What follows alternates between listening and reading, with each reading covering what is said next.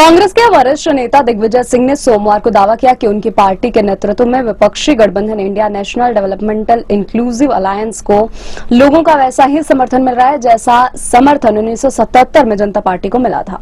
वह सत्ता में आई थी। पटना स्थित कांग्रेस के प्रदेश मुख्यालय सदाकत आश्रम में बात करते हुए सिंह ने इंडिया गठबंधन के पक्ष में जनता का भारी समर्थन होने का दावा करते हुए कहा कि 1977 की जनता पार्टी की लहर की तरह ही है। उन्होंने कहा कि मैं चुनाव प्रचार के लिए देश के कई हिस्सों में जा रहा हूं। कल मैं उत्तर प्रदेश में था, जहां मैंने हमारे गठबंधन के सहयोगी अखिलेश यादव की रैलियों में हिस्सा लिया। इंडिया गठबंधन के समर्थन में उमड़ती भीड़ बताती है कि यह वैसी ही लहर है जैसे 1977 में जनता पार्टी के पक्ष में थी।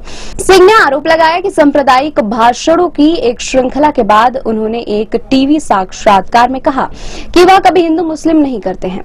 अगले ही दिन उन्होंने फिर से वही किया। उन्होंने कहा चुनाव आयोग को आदर्श आचार संहिता के इस तरह के उल्लंघनों का संज्ञान लेना चाहिए था। मैंने इस मुद्दे पर चुनाव आयोग को भी लिखा है। कार्रवाई करने की इसकी विफलता इसके निष्पक्षता और स्वतंत्र और निष्पक्ष तरीके से चुनाव कराने की क्षमता पर भी गंभीर संदेह पैदा करती है। उन्होंने आरोप लगाया कि प्रधानमंत्री यह दावा करके खुद को झूठ की फैक्ट्री साबित कर रहे हैं कि कांग्रेस धार्मिक आधार पर आरक्षण देने के पक्ष में है, जो संविधान के अनुसार संभव ही नहीं है। उन्होंने मोदी और भाजपा के अन्य शीर्ष नेताओं और इस दावे को भी खारिज कर दिया कि सत्ता में रहते हुए कांग्रेस पाकिस्तान की परमाणु शक्ति से डर गई थी। सिंह ने भोजन का अधिकार अधिनियम का उदाहरण देते हुए यह भी दावा किया कि मोदी सरकार पिछली कांग्रेस नीति संप्रग सरकार द्वारा किए गए कार्यों को ही आगे बढ़ा रही है।